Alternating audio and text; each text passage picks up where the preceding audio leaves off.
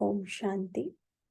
आज 30 दिसंबर 2023 की बाबा की साकार मुरली है और आज मुरली में बाबा ने कहा कि हम बच्चों को बाबा ये ऊंचे से ऊंचा ज्ञान, गीता ज्ञान अभी सुनाते हैं, जिससे हम देवी देवता कौड़ी से तुल्य बन जाते हैं, मनुष्य से देवता बन जाते हैं। तो बाबा कहते हैं जैसे इस गीता से तुम बच्चों का जन्म होता है, जैसे श्री कृष्ण का, तो ऐसे तुम बच्चों का भी जन्म होता है। तो बाबा ने कहा दुनिया में सबसे बड़ा अनर्थ यही हुआ जो गीता के भगवान को भूल, स्वामी को भूल गीता में बच्चे का नाम डाल दिया ना। तो इससे बाबा ने कहा भारत कौड़ी तुल्य बन गया और सभी भगवान से बेमुख हो गए। तो आज बाबा ने दूसरी मुख्य बात यही कही कि हम बच्चों को अब शुभ कार्य में देरी नहीं करना है, अपने भाई बहनों को ठोकर खाने से बचाना है, भू भू कर उनको भी आप समान बनाना है। ऐसे मनुष्य से देवता, कौड़ी से तुल्य उन्हें भी बनाना है। सुनेंगे बाबा ने कहा मीठे बच्चे, शुभ कार्य में देरी नहीं करनी है, अपने भाई बहनों को ठोकर खाने से बचाना है, भू भू कर आप समान बनाना है ना। तो शुभ कार्य में देरी नहीं होनी चाहिए, अपने भाई बहनों को बचाना है, सभी को यह ज्ञान सुनाना है, समझना और समझाना है। बाबा कहते हैं अब इसमें देरी नहीं करनी है। प्रश्न है किस बात का अनर्थ होने से भारत कौड़ी मिसल बन गया है? उत्तर, सबसे बड़ा अनर्थ हुआ है जो गीता के स्वामी को भूल, गीता ज्ञान से जन्म लेने वाले बच्चे को स्वामी कह दिया है। इसी एक अनर्थ के कारण सभी बाप से बेमुख हो गए हैं। भारत कौड़ी तुल्य बन गया है। अब तुम बच्चे बाप से सम्मुख में सच्ची गीता सुन रहे हो, जिस गीता ज्ञान से ही देवी देवता धर्म स्थापन होता है, तुम श्री कृष्ण के समान बनते हो। तो सबसे बड़ा अनर्थ हुआ गीता के भगवान को श्री कृष्ण कह दिया, है ना। तो उससे सभी आत्माएं भगवान से बेमुख हो गए और फिर भटक रहे हैं। जैसे बाबा ने कहा कौड़ी तुल्य हो गए हैं भारत में सभी मनुष्य, क्योंकि भगवान को ढूंढ रहे हैं और भगवान को भूल गए हैं, बेमुख हो गए हैं। तो जैसे जो भी कुछ कर रहे हैं वो जैसे रॉन्ग, तो जैसे कौड़ी तुल्य बनते जा रहे हैं। तो बाबा कहते हैं हम बच्चों को अब ये सच्ची गीता सुन रहे हैं, तो अब हम बच्चों को यह ज्ञान औरों को भी सुनाना है, उनकी भी जीवन को परिवर्तन करना है। तो बाबा कहते हैं तुम श्री कृष्ण के समान अभी बन रहे हो। गीत है किसने यह सब खेल रचाया। ओम शांति। ब्राह्मण कुल भूषण बच्चे समझ गए हैं कि बरोबर हमको स्वर्ग में बहुत अपरम अपार सुख थे, हम बहुत खुशी में थे, हम जीव आत्माएं स्वर्ग में बहुत मस्ती में थे। फिर क्या हुआ? रंग रूप की माया आकर चटकी, विकारों के कारण ही इसको नरक कहा जाता है। 16 कला से 14 कला, 14 कला से फिर और गिरते गए, द्वापर में देवताओं से मनुष्य बन गए। तो बाबा ने कहा ये रंग रूप की माया आकर चटकी और विकारों में माना गिर गए, तो इसको कहा जाता है नर्क। नर्क तो सारा है। अब यह जो ब्रह्मरी का मिसाल देते हैं, ब्रह्मरी और ब्राह्मणी दोनों का काम एक है। ब्रह्मरी का मिसाल तुम्हारे ऊपर है। ब्रह्मरी कीड़े ले जाती है, घर बनाकर उसमें कीड़े डाल देती है, यह भी नर्क है। सब कीड़े हैं, परंतु सब कीड़े देवी देवता धर्म वाले नहीं हैं। जो भी धर्म वाले हैं सब नर्कवासी कीड़े हैं। अब देवी देवता धर्म के कीड़े कौन है, यह कैसे पता पड़े कि यह ब्रह्मा वंशी ब्राह्मणियां हैं जो बैठ भू भू करती हैं ना। तो बाबा ने आज ब्रह्मरी का मिसाल दिया कि ब्रह्मरी, और ऐसे ही बाबा के बच्चे ना, तो ऐसे बाबा ने कहा जो ब्रह्मरी होती है वो भू भू करके कीड़े को ले आती है, घर में उसको बंद कर देती है और भू भू करके उसको अपने समान बना लेती है। ऐसे ही बाबा ने कहा अभी दुनिया में सभी मनुष्य जैसे पतित हैं, तो बाबा ने कहा जैसे कीड़े समान है। तो ब्रह्मरी बाबा कहते हैं आप बच्चों को भू भू कर कर उनको यहाँ लाना है और फिर पहचानना है, क्योंकि सभी मनुष्य कीड़े जैसे हो गए हैं, क्योंकि विकारों में है, पतित है, तो जैसे कीड़े जैसे हो गए हैं। तो बाबा कहते हैं सभी को, तुम्हें भी, तुम बच्चों को भी भू भू कर कर लाना है, और फिर उसमें ये देखना कि कौन देवी देवता कुल के कीड़े हैं और कौन फिर, बाबा कहते कोई तो फिर नहीं बनते, कोई तो फिर ये नर्कवासी कीड़े ही रह जाते हैं, क्योंकि देवी देवता कुल के नहीं है। तो बाबा कहते हैं अब ये कैसे पता पड़े कि यह ब्रह्मा वंशी ब्राह्मणियां हैं जो बू बू करती है। जो देवता धर्म के होंगे वही ठहर सकेंगे, जो नहीं होंगे ठहरेंगे नहीं। नर्कवासी कीड़े तो सभी है ना, अभी तो सारी दुनिया ही नर्कवासी है। तो आज बाबा कहते हैं जैसे कीड़े हैं। सन्यासी भी यही कहते हैं कि नर्क का यह सुख कागविष्टा समान है, टेम्पररी है। उनको यह पता नहीं कि स्वर्ग में अथाह सुख है। यहाँ 5% सुख और 95% दुख है, तो इसको कोई स्वर्ग नहीं कहा जाएगा। स्वर्ग में तो दुख की बात नहीं रहती। यहाँ तो अनेक शास्त्र, अनेक धर्म तथा अनेक मतें हो गई हैं। स्वर्ग में तो एक ही अद्वैत देवता मत है ना, माना वहाँ ड्युअलिटी नहीं है। स्वर्ग में केवल एक ही मत है, एक राज्य, एक धर्म, एक भाषा, तो अद्वैत है, वहाँ ड्युअलिटी नहीं है। तो स्वर्ग में एक ही होता है, अद्वैत देवता मत है, एक ही धर्म है। तो तुम हो ब्राह्मणिया, तुम भू भू करती हो, फिर जो इस धर्म के हैं वह ठहर जाते हैं, है ना, बू बू करके उनको ज्ञान सुनाना। और फिर जैसे बाबा कहते हैं जो इस धर्म के होंगे, देवी देवता धर्म के होंगे, तो वो ठहर जाएंगे ना, और जो नहीं होंगे तो वो फिर बाबा कहते हैं वो टिक नहीं सकते, चले जाते हैं। अनेक प्रकार के हैं, कोई नेचर को मानते, कोई साइंस को, कोई कहते यह सृष्टि कल्प मात्र है। सबके अलग अलग बिलीफ सिस्टम है। तो कोई सृष्टि कल्प मात्र को, कोई नेचर को मानते, कोई साइंस को। ऐसी वार्तालाप यहाँ ही चलती है, सतयुग में नहीं चलती, क्योंकि सतयुग में एक ही बात होती है, वहाँ ड्युअलिटी है ही नहीं, दो मतें होती ही नहीं, एक ही मत है। यह बेहद का बाप प्रजापिता ब्रह्मा के मुख कमल से अपने बच्चों को बैठ समझाते हैं कि तुम मेरे पास थे, अब फिर मेरे पास आना है।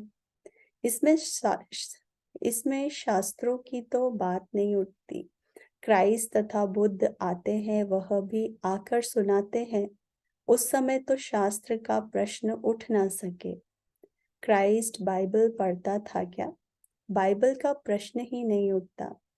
बाप कहते हैं बच्चे तुम अपनी हालत तो देखो, माया रावण ने तुम्हारी कैसी हालत कर दी है। समझते भी हैं कि हम आसुरी रावण संप्रदाय हैं, रावण को जलाते हैं परंतु जलता नहीं है ना, रावण को इतना जलाते हैं फिर भी जलता नहीं है ना, रावण तो मरा ही नहीं, रावण राज्य है।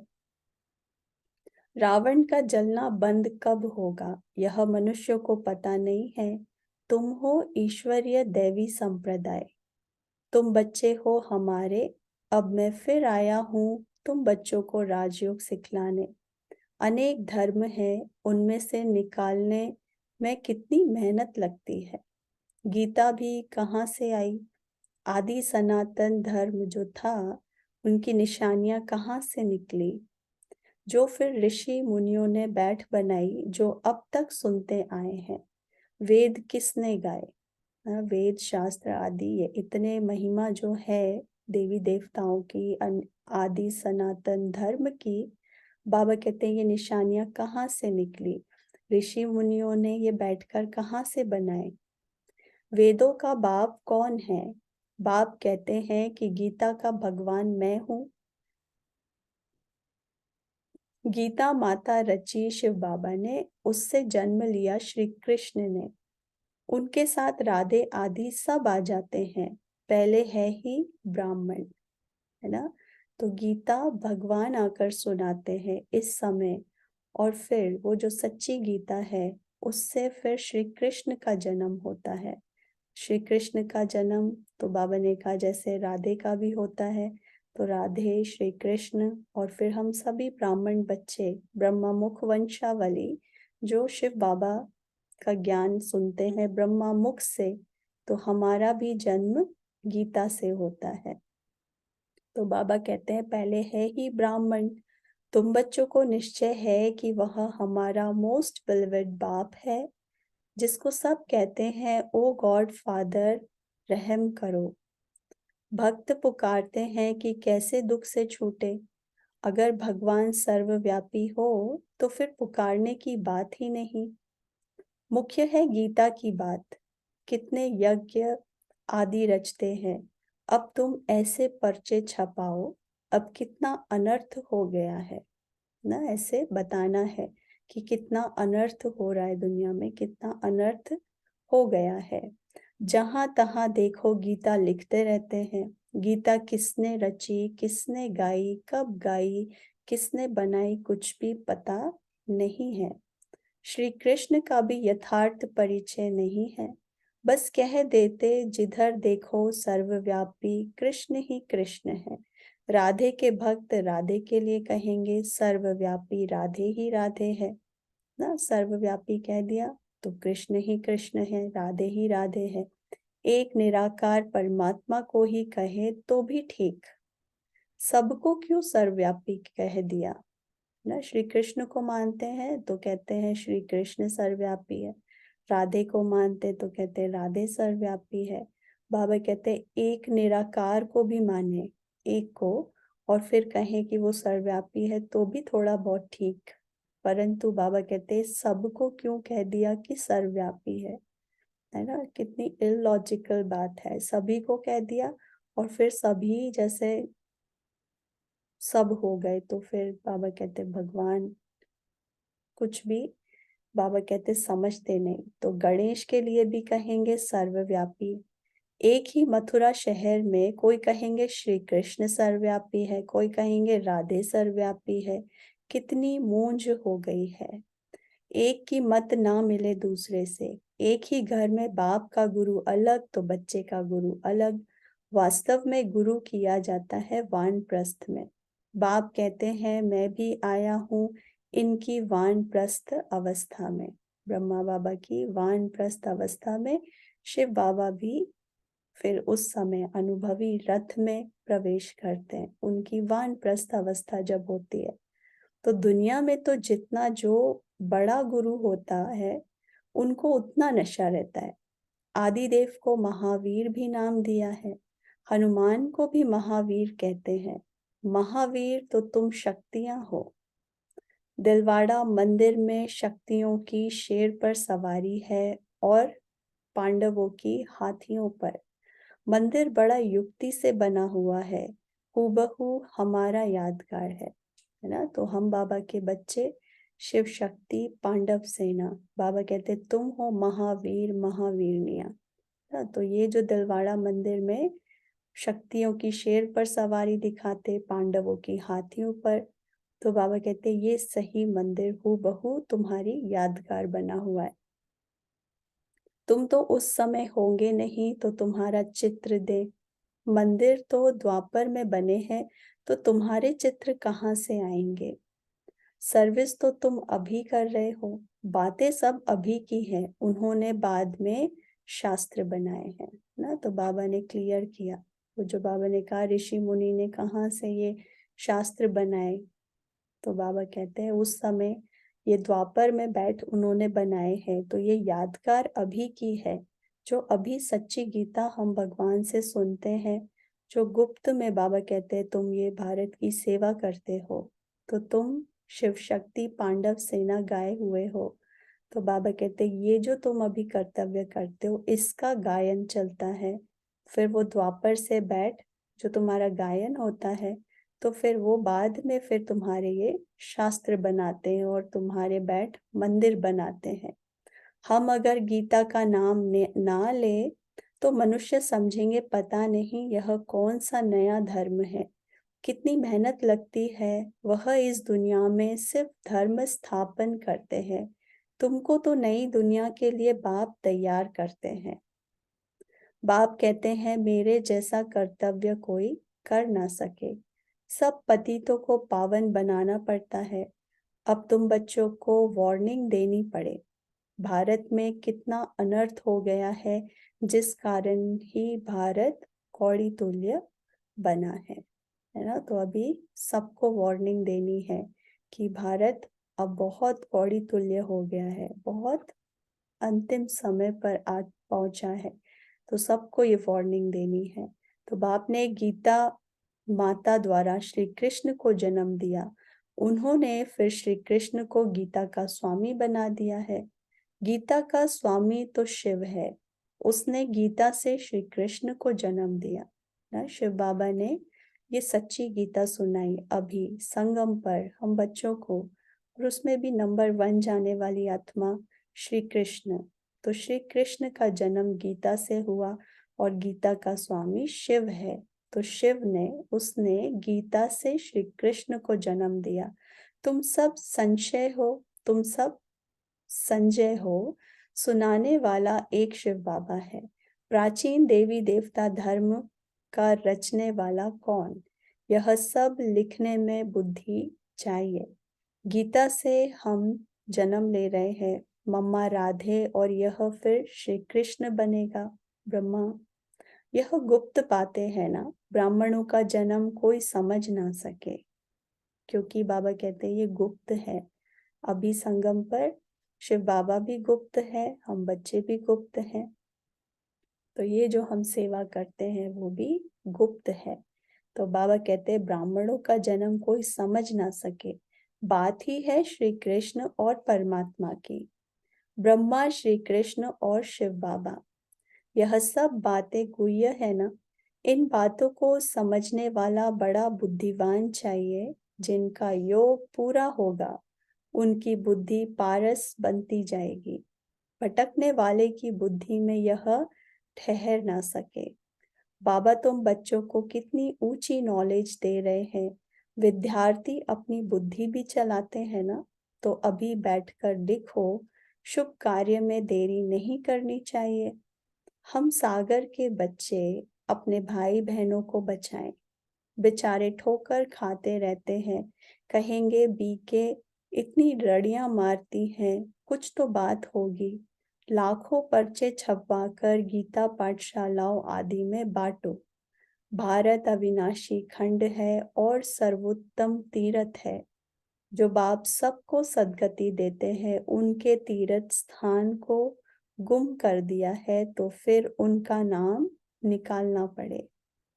फूल चढ़ाने लायक एक शिव ही है, बाकी तो सब व्यर्थ है ना। तो ऐसे बाबा कहते हैं सभी को ये बताना है कि भारत कितना कौड़ी तुल्य हो गया है। और बेचारे सब भाई बहन बाबा कहते हैं वो सब ठोकर खा रहे हैं। एक तो बाबा कहते हैं इतना बीके जो कहते हैं, तो बाबा कहते हैं उसमें कुछ तो बात होगी, तो जाकर सुने। तो ऐसे बाबा कहते हैं तुम्हें सब जगह ये पर्चे छपवाने हैं। तो ऐसे भारत अविनाशी खंड है और सर्वोत्तम तीर्थ है, बाकी तो सब व्यर्थ है। गीता पाठशालाएं बहुत है, तुम वेश बदल कर वहां जाओ, फिर भल समझे यह बीके होंगी। ऐसे प्रश्न कोई पूछ ना सके। अच्छा तुम समझते हो कि शिव बाबा ब्रह्मा तन से बैठ यह बातें समझाते हैं।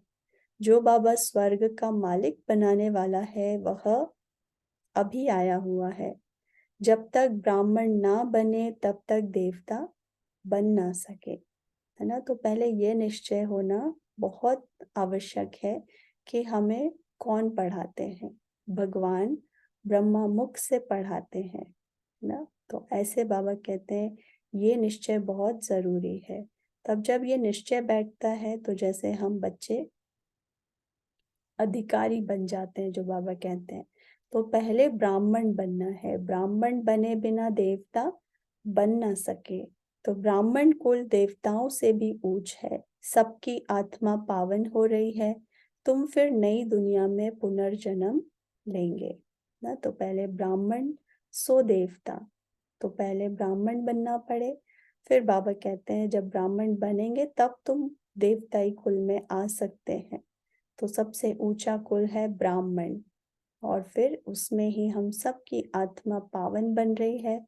फिर जब पुनर्जन्म लेंगे तो फिर देवी देवताओं की दुनिया में लेंगे। अच्छा, मीठे मीठे सिकिलते बच्चों प्रति माता पिता बाप दादा का याद प्यार और गुड मॉर्निंग। रूहानी बाप की रूहानी बच्चों को नमस्ते। हम रूहानी बच्चों की रूहानी माता पिता बाप दादा को याद प्यार गुड मॉर्निंग और नमस्ते। शुक्रिया बाबा। फिर बाबा की रात्रि क्लास है, ये है 12 जनवरी 1969 की बाबा की रात्रि क्लास। तो बाबा कहते हैं तुम बच्चे एक बाप की याद में बैठे हो, एक की याद में रहना इसे कहेंगे अव्यभिचारी याद ना। केवल एक की याद और किसी की दूसरी याद ना हो, इसको कहते हैं अव्यभिचारी याद। अगर यहाँ बैठे भी दूसरे किसी की याद आती है तो व्यभिचारी याद कहेंगे। खाना पीना रहना एक घर में, याद दूसरे को करना, यह तो ठगी हो गई। भक्ति भी जब तक एक शिव बाबा की करते हैं तब तक अव्यभिचारी भक्ति हुई, फिर औरों को याद करना यह व्यभिचारी भक्ति हो जाती है ना। बाबा कहते हैं पहले तो भारत में जब तक ये अव्यभिचारी भक्ति भक्ति थी तब तक ठीक भी था, फिर हो जाती है व्यभिचारी भक्ति, तो बाबा कहते हैं ये रॉन्ग हो जाता है।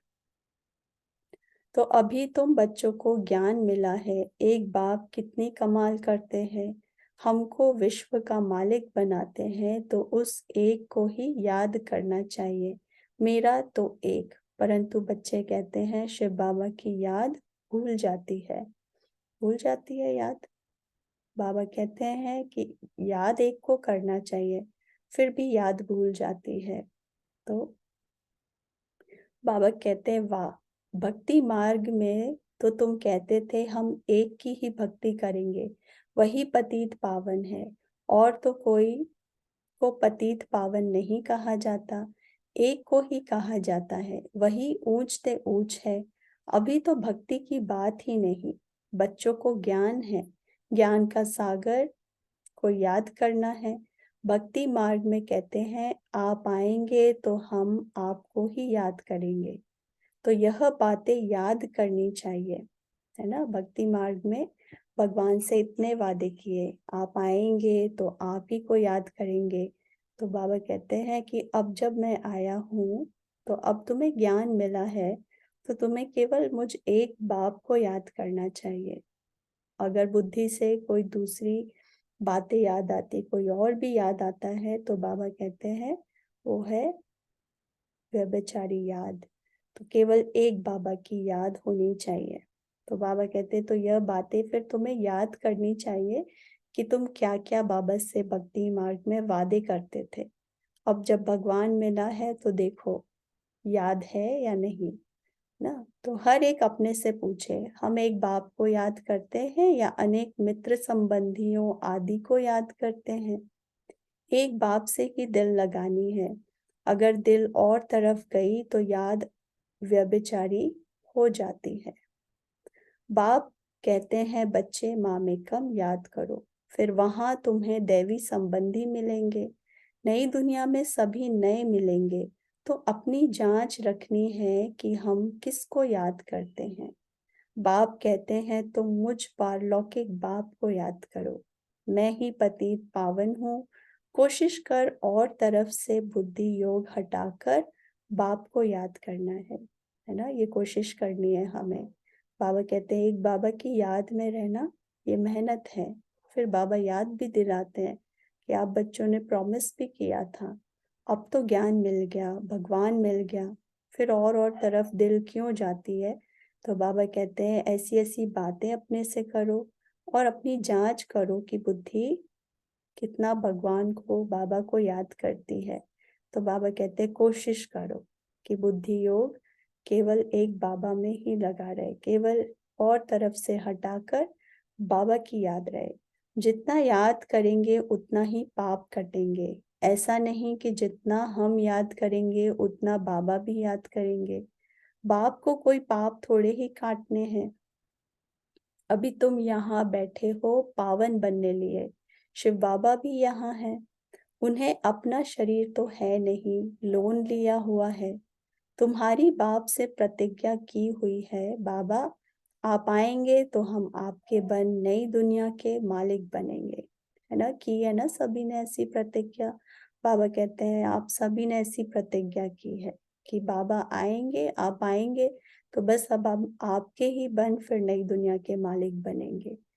फिर अपने दिल से पूछते रहो ना, जो जो प्रॉमिसेस किए हैं भक्ति मार्ग में और फिर ज्ञान मार्ग में भी आने के बाद। तो बाबा कहते हैं ऐसे बार बार अपने दिल से पूछते रहो, इतने वादे किए थे हमने और अभी किसको याद करते।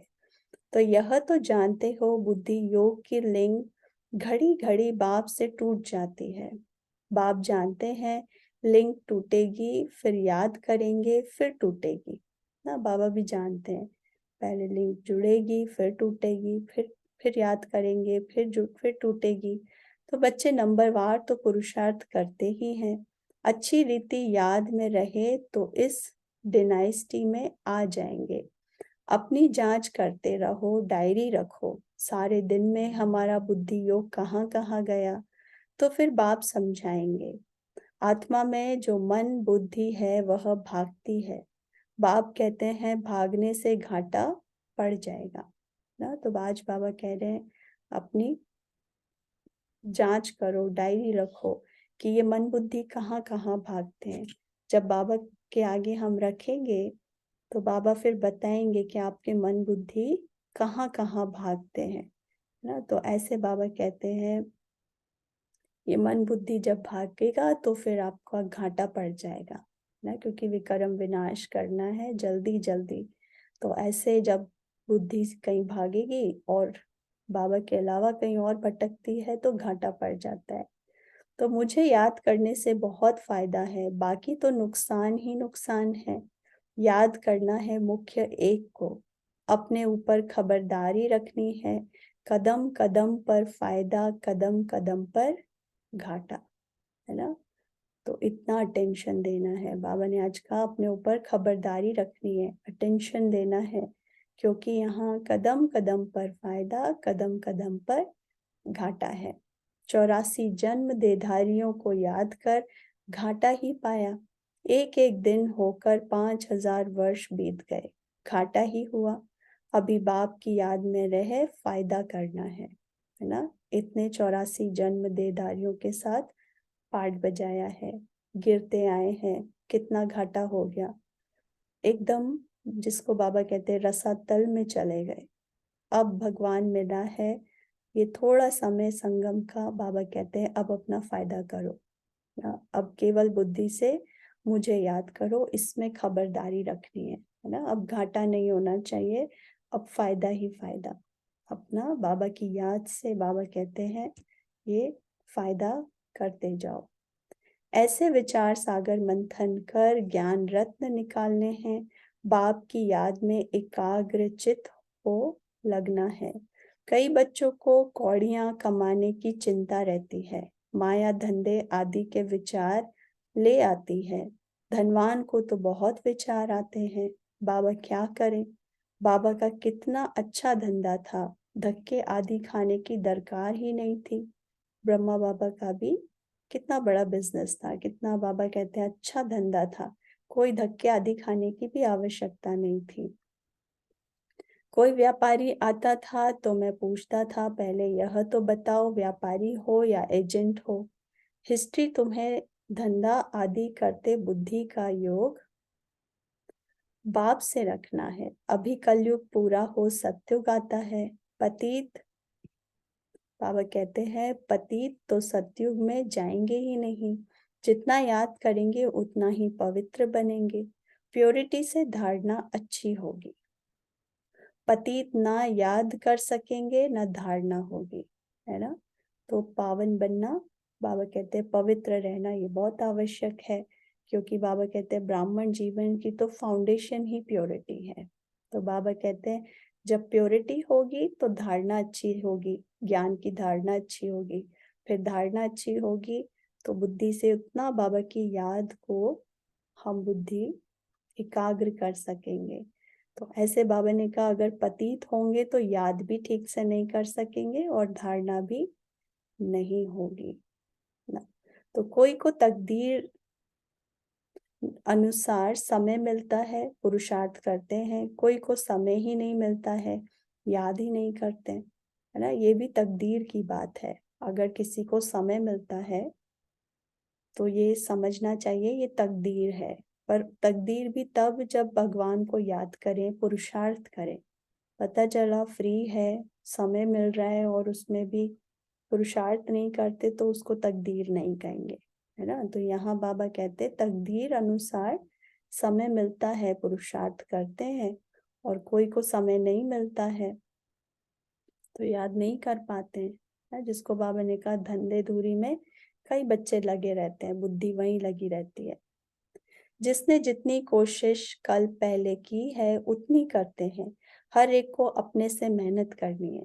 कमाई में घाटा पड़ता था तो आगे कहते थे ईश्वर की इच्छा, अभी कहते हैं ड्रामा। जो कल पहले हुआ वह होगा, ऐसे नहीं अभी भी 4 घंटा याद करते हो तो दूसरे कल्प में जास्ती करेंगे नहीं, है ना। ये रिपीट हो रहा है, इसीलिए अभी जो हम अपना भाग्य बना ले वो बना ले, फिर कल्प कल्प बाद वही रिपीट होना है ना। तो इसीलिए बाबा बार बार कहते हैं ऐसा नहीं कि 4 घंटा अभी किया, अभी इस समय इस कल्प में किया, फिर से ये चक्र रिपीट होगा तो वो ज्यादा बढ़ जाएगा। बाबा कहते हैं नहीं, फिर वही रिपीट होना है। तो ऐसे बाबा कहते हैं कि ड्रामा अनुसार जो आप पुरुषार्थ कर रहे हो सब ड्रामा की भावी, पर हर एक को अपनी मेहनत और पुरुषार्थ तो करना है। घाटा और फायदा ये देखना है। तो बाबा ने कहा चाहे आप धंधे में हो या फ्री हो, जो भी हो, हर किसी को अपनी अपनी कोशिश करनी है, मेहनत करनी है, समय निकालना है ना। तो बाबा कहते हैं कि ऐसे कल्प में फिर जास्ती करेंगे ऐसा नहीं होगा।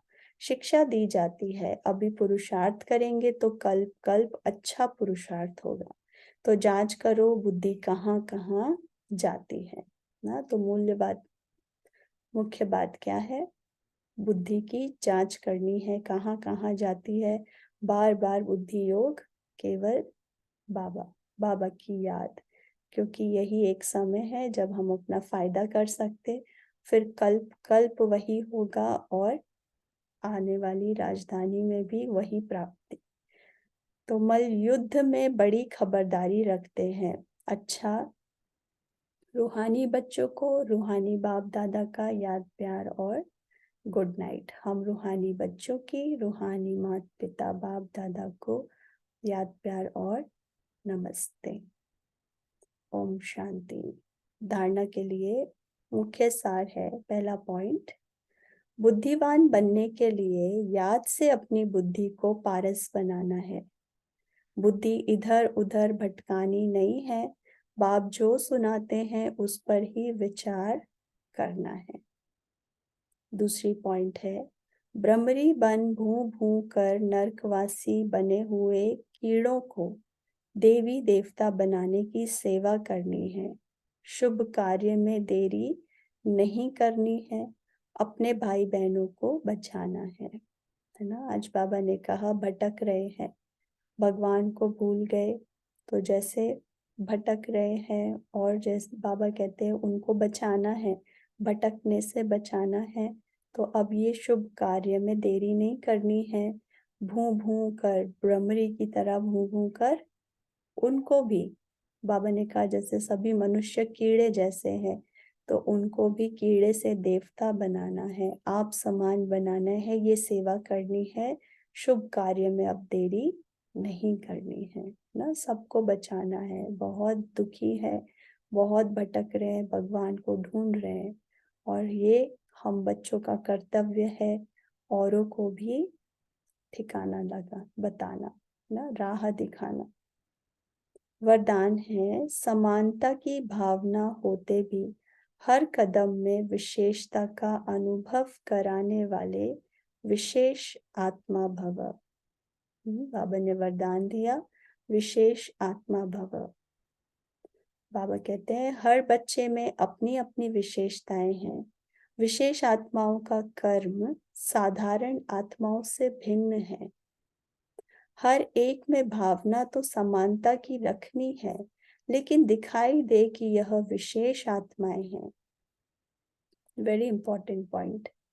हम सभी बाबा के विशेष बच्चे हैं, और बाबा कहते हैं सभी के साथ वो समान भाव, एक समान भाव रखना, और जैसे बहुत मिलनसार होकर रहना।